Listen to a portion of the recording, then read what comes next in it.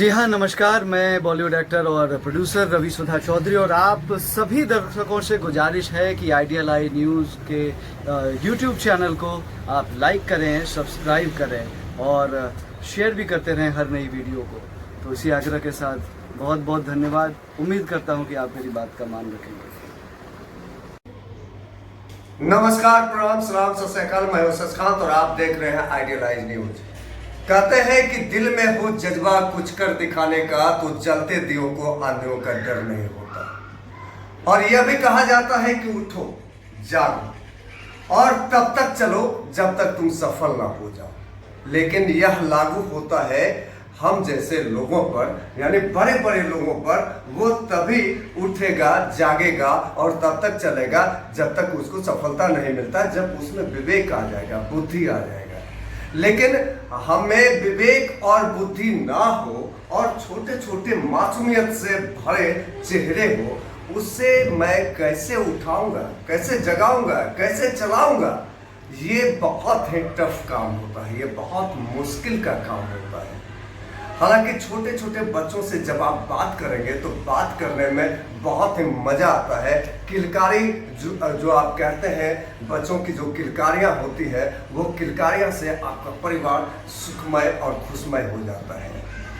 किंतु जब शिक्षा की बात की जाए तो वही किलकारी को सुखमय जो नजर आता है, जो खुशमय नजर आता है, तो उन्हें शिक्षित करना बहुत ही मुश्किल हो जाता है। और ऐसे मुश्किल के हालात में सभी उसे शिक्षा प्रदान नहीं कर सकता। तो आज मैं ऐसे ही लोगों के बीच में आ गया हूँ और मैं आ गया हूँ सिखाने के लिए एक गुरु का होना आवश्यक है।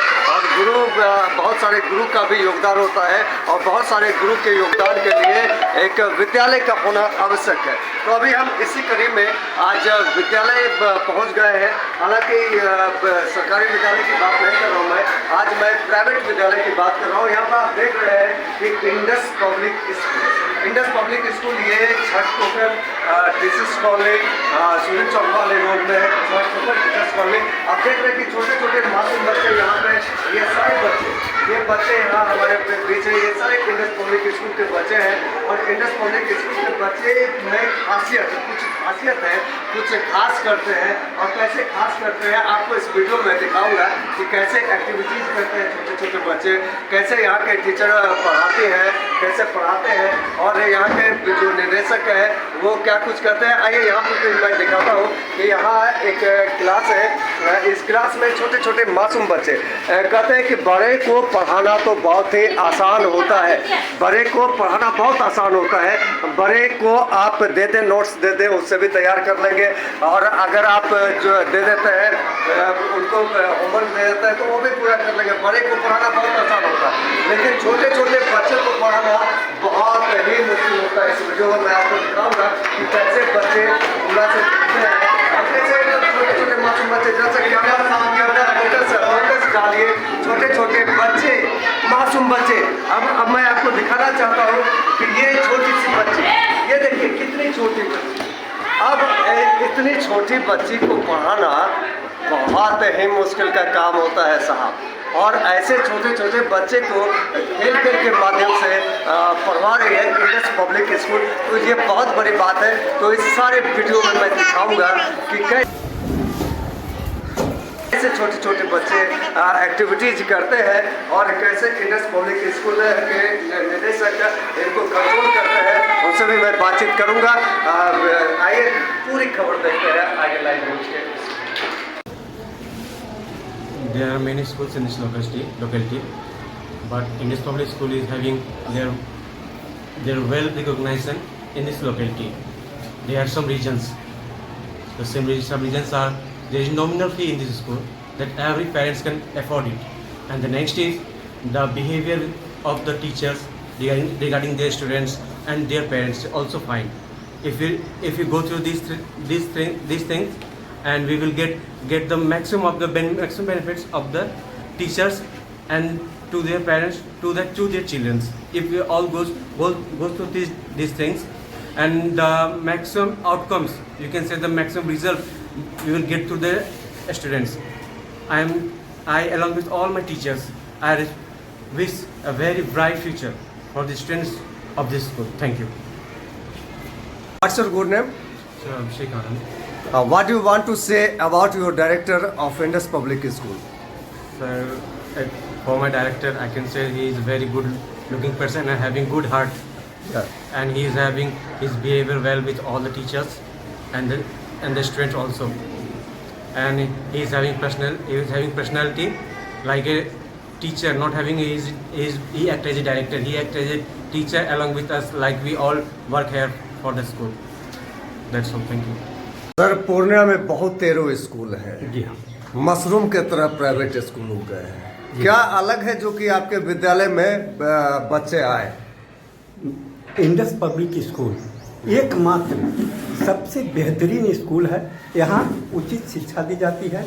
यहाँ के निर्देशक डायरेक्टर बच्चों के साथ इतनी शालीनता के साथ, इतनी मधुरता के साथ व्यवहार करते हैं कि जिसके कारण दिन प्रतिदिन बच्चों की संख्या बढ़ती जा रही है। अच्छी व्यवस्था, अच्छी शिक्षा के कारण यहाँ का सुचारू ढंग से है काम चलते जा रहा है आज।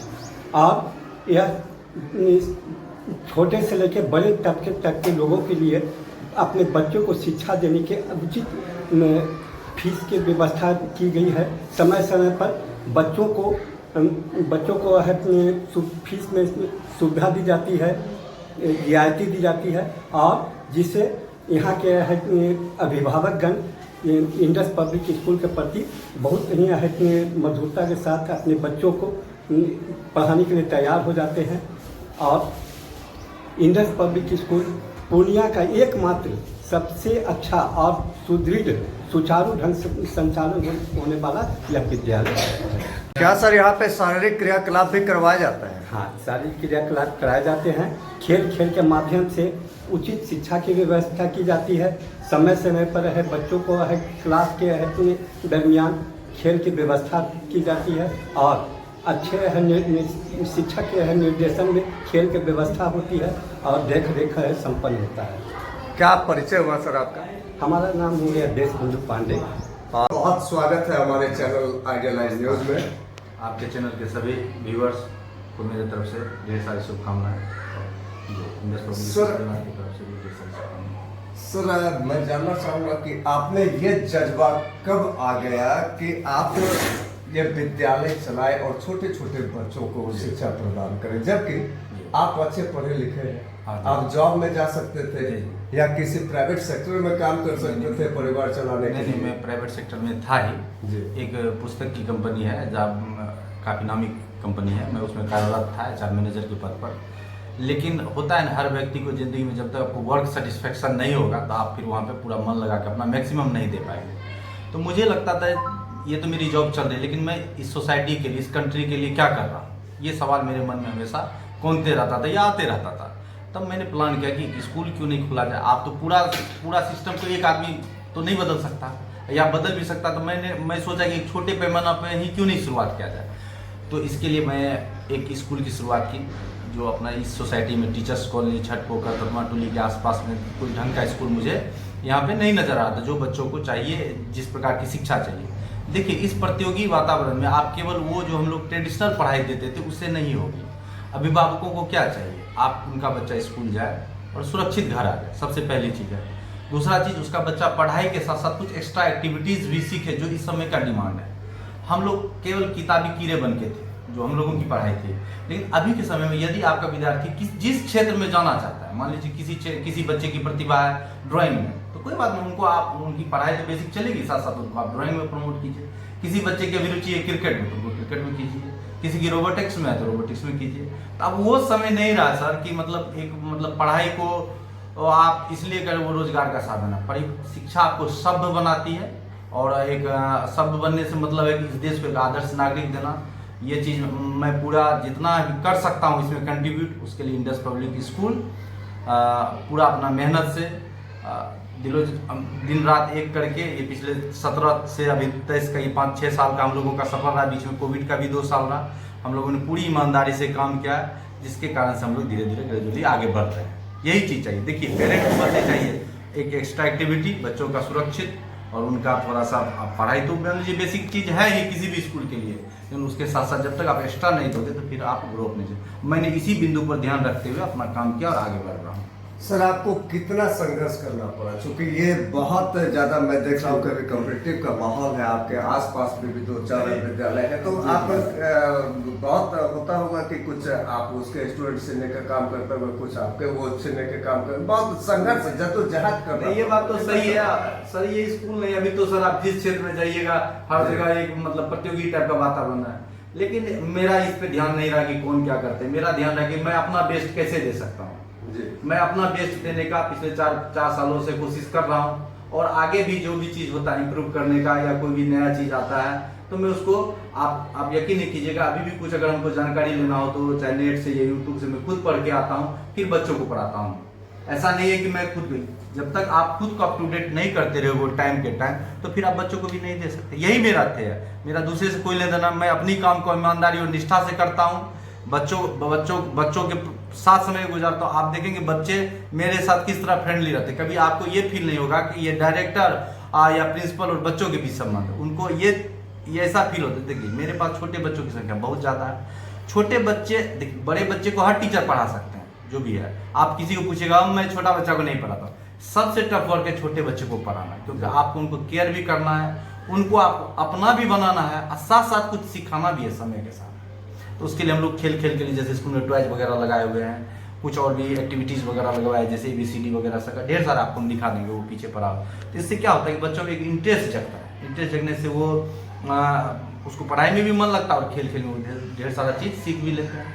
तो खेल के माध्यम से अब कोई बच्चा झूला पे झूल रहा है, उसकी जो मिस है उसको खाना खिला रही है, उसी बीच में उसको 4 ABCD का वर्ड सिखा दिया, या कोई रैम्स गंवा रहा है, बच्चे झूल भी रहे रैम्स भी गा रहे, तो ये तो तरीका था। आज के बच्चे लाड और प्यार से पढ़ने वाले बच्चे हैं। सर शिक्षा के क्षेत्र में सभी सरवाइव नहीं कर पाते हैं, और जब आ भी जाते हैं गलती से अगर वो स्कूल खोल देते हैं या इस टीचिंग लाइन में आ जाते हैं, तो वो इतने संघर्ष को देखते हैं कि बीच में ही रास्ता छोड़ देते हैं, और आपने रास्ता नहीं छोड़ा, तो इसके पीछे क्या कारण है? क्या आपके पीछे किसी सक्सेसर आदमी का हाथ है या कोई उद्देश्य है? देखिए सबसे बड़ी बात है कि मैं सबसे जो मेन पॉइंट है जिसपे सोचा कि मैं एक पिता हूँ, तो अगर मैं अपने बच्चे को कहीं स्कूल में डालते तो मुझे क्या चाहिए, मुझे क्या चाहिए, मैं बच्चे को किस टाइप का व्यवस्था मिले जो मैं दे, बस इसी बिंदु को अंदर रखते हुए मैं दूसरे के बच्चे को अपना बच्चा समझते हुए यहाँ मेहनत किया, और मैं अपनी काम को बस ईमानदारी से किया, जिसका मुझे लोगों का सहयोग भी मिला, और मैं धीरे धीरे आगे बढ़ रहा हूँ। उससे उतार चढ़ाव जिंदगी के हर क्षेत्र में आ गया सर, आप अचानक से कहीं भी सक्सेस नहीं कर सकते। आप यकीन नहीं कर 15-20 बच्चे लेकर मैंने भी साल भर इंतजार किया, लेकिन मेरा ध्यान था जब तक इस 20 बच्चे को मैं अच्छा से मेहनत नहीं करूँगा, ये कुछ सीख के नहीं जाएगा, तो फिर तो आपका आगे आप बढ़ नहीं सकते हो। आपको प्रूव करने के लिए एक छोटा सिंपल स्पेस ही काफ़ी है, तो फिर वही धीरे धीरे ग्रेजुअली आप आगे बढ़ जाएंगे। सर कंपटीशन के क्षेत्र के लिए कोई कदम आपके छोटे छोटे बच्चे को अभी से उस लायक बनाना? देखिए जैसे अभी तो मान लीजिए हमारे यहाँ 10th तक की व्यवस्था है, पढ़ने की प्ले ग्रुप से लेकर 10th तक की व्यवस्था है। तो जैसे जो प्रतियोगी एग्जाम होते हैं जैसे सैनिक और सिविल वगैरह, उसका हम लोगों ने स्पेशल कोचिंग की व्यवस्था रखी है। उसके लिए 2 फैकल्टी है हम लोगों का, उसका क्लासरूम ऊपर है, और हम लोग बच्चों को उसका तैयारी करवाते हैं, और हर साल फॉर्म भरा के एग्जाम करवाते हैं। हम लोगों ने थोड़ा सा कोरोना के टाइम में फर्स्ट बार इसका अटेम्प्ट लिया था, लेकिन वो बहुत सारे विभागों को से एग्जाम देने नहीं गए। फिर अब जैसे ही पिछले साल से स्कूल की सारी चीज़ें आ रही है रास्ते पर पटरी पर, तो हम लोग उस पर ध्यान देते हुए इस बार फिर हमारे बच्चे एग्जाम देने वाले हैं। उसकी क्लासेस अभी गोइंग ऑन है। दूसरे विद्यालय के निदेशक क्या राय रखते हैं ये उनकी निजी राय हो सकती है। बाकी जहाँ पर डेटा आधारित किसी चीज़ की बात हो तो मैं उस पर बात कर सकता हूँ। एक्चुअली अवेयरनेस सबसे बड़ी चीज़ है। पिछले जब आप इतनी टेक्नोलॉजी डेवलप नहीं थी, यूट्यूब या मान लीजिए जैसे social media platform, online class का कंसेप्ट नहीं था, तो लोगों में थोड़ी जानकारी की अभाव थी। कोरोना से कुछ घाटा हुआ तो कुछ फायदा हुआ। फायदा ये हुआ कि ये लोगों को जागरूक बनाया ऑनलाइन क्लास के प्रति, ये नज़दीक आया। तो जब ऑनलाइन क्लास के प्रति नज़दीक आया तो बच्चों को ये इन सब क्षेत्रों की भी जानकारी अब मिलने लगी है।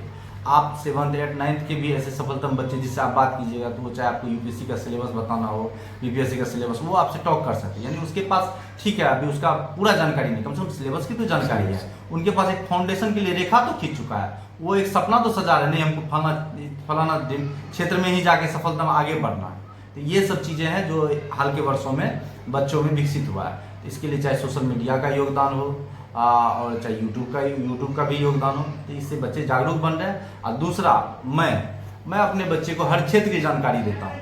ये नहीं बोलता हूँ कि तुम IAS की तैयारी ही बेस्ट, बात समझिए सर। देश में काम करने सबसे बड़ी बात हम लोगों की सोच है कि शिक्षा एक रोजगार का साधन है। शिक्षा सबसे पहले किसी आजीविका रोजगार का साधन नहीं, शिक्षा सबसे पहले मनुष्य को सभ्य बनाती है। जो आपके मोरल वैल्यूज हैं, आपके इथिक्स है, आपको जाके इस सोसाइटी आप ठीक है IAS कम्पीट कर लिए, मान लीजिए IAS कम्पीट, लेकिन आपके मोरल वैल्यू और इथिक्स इतने अच्छे नहीं, आप जाके वहाँ पे भ्रष्टाचार करते, घूसखोरी करते, तो फिर आपके शीर्ष पद पे जाने का कोई औचित्य नहीं रह जाता। ठीक है ना, ज्ञानी होना बहुत बड़ा बात नहीं है, ज्ञानी के साथ साथ आपको सभ्य भी बनना और कैसे एक अच्छा नेक नागरिक मिले देश के, ये जिम्मेदारी शिक्षकों के कंधे पर है। और प्ले टू 10th का जो ग्रुप होता है, मतलब जब तक 10 तक बचे, ये उसका क्या बोलते हैं, बेस पॉइंट बोल सकते हैं या फाउंडेशन टाइम बोल सकते हैं। तो यही सब चीज़ें मैं बच्चे को सभी क्षेत्रों का थोड़ा जानकारी देते रहता हूँ, खास करके सीनियर बच्चों को, जिससे जब वो 10th कर जाएंगे तो अपने इंटरेस्ट के अनुसार वो अपना जो इस क्षेत्र का चुनाव करना हो करके अपना जीवन पथ पे आगे बढ़ सकते हैं। वो कोई बहुत बड़ी बात नहीं है। सर आपका विद्यालय कहाँ पर स्थापित है वो बता दें। नमस्कार, मेरा विद्यालय ये कहलाता है छठ पोखर चौक से नज़दीक है। इसको Chhath Pokhar Chowk, Tatma Toli, near boundary of teachers colony भी बोल देते हैं। तो एड्रेस में हम लोग दोनों चीज़ कंबाइंड बोलते हैं, छठ पोखर, ततमा टोली, टीचर्स कॉलोनी, तीनों डाल देते हैं जो कन्फ्यूजन, क्योंकि ये मिड में पड़ जाता है। ठीक है ना, तो ये सुदीन चौक से जब आप सीधे पूरब की ओर आओगे तो छठ पोखर है, छठ पोखर से थोड़ा आगे हमारा विद्यालय सर है। एक बार आइए विद्यालय, देखिए यहाँ की सारी व्यवस्था। आपके विद्यालय का क्या नाम है? मेरे विद्यालय का नाम इंडस पब्लिक स्कूल है। कहाँ से कहाँ तक पढ़ाई होती है आपके विद्यालय में? मेरे विद्यालय में सर कक्षा प्री वर्ग से लेकर कक्षा 10वीं तक की पढ़ाई की व्यवस्था है, from pre group to 10th। Sir बहुत सारे विद्यालय हैं, बहुत सारे विद्यालय हैं, क्या विशेष है आपके विद्यालय में कि लोग आपके ही विद्यालय में? सबसे पहली बात एक अच्छी और गुणवत्तापूर्ण शिक्षा जो किसी भी चीज़ का है। दूसरा चीज़ है सर, हम लोग जैसे अभी है बच्चों के लिए वैदिक मैथ का एक व्यवस्था दिए हुए हैं, थोड़ा सा एबेकस का व्यवस्था दिए हुए हैं। हम लोग स्पोर्ट्स एक्टिविटी करवाते हैं साल में, हर साल चाहे 15 अगस्त हो या 26 जनवरी, हम लोग बच्चों का एक परेड निकालते हैं। साथ साथ स्थापना दिवस पर हम लोग स्कूल में प्रोग्राम भी करवाते हैं। इसके साथ साथ बच्चों के लिए यहाँ पे स्पेशल डांस टीचर की व्यवस्था है, म्यूज़िक, और आप देखेंगे असेंबली में छोटे छोटे बच्चे ड्रम बैंड या सारा म्यूजिक सिस्टम के साथ असेंबली करते हैं, जो देखने में बहुत ही खूबसूरत लगता है। तो और इसके अलावा अभी जो ये आ रही है नई शिक्षा नीति, उसको हम लोग थोड़ा सा ऑब्जर्व कर रहे हैं, उसके अनुसार जो भी सुधार होने वाले हैं वो अपकमिंग सत्र में हम लोग करने वाले हैं।